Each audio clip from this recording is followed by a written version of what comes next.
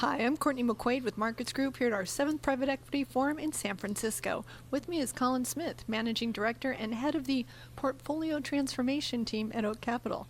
Colin, it's great to see you. Oh, it's great to be here. So your title, I found that so interesting. You're Head of the Portfolio Transformation Team. Can you tell me a little bit about what that means? I've never heard that title before.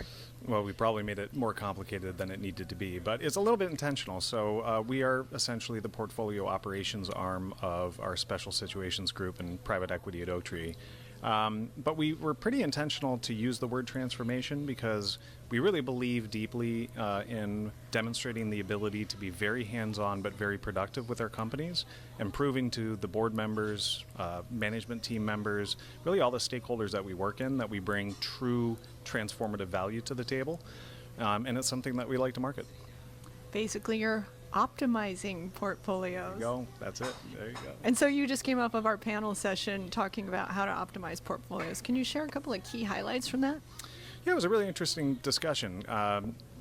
We really talked about how up until COVID, it really was the heyday for private equity. I mean, other than the levered S&P bet, growth private equity was one of the most attractive investments of the last 20 years. But the last 4 years have experienced massive disruption. There was COVID disruption, inflation, supply chain disruptions, just massive demand swings, and now we're getting into unknown interest rate environment. Are we getting it into a soft landing?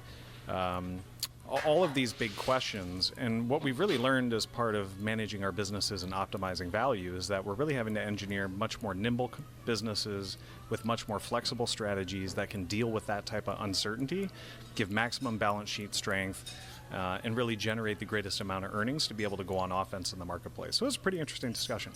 That sounds really interesting. And tell me, Colin, what are you thinking about now? What are you looking at? What are you researching?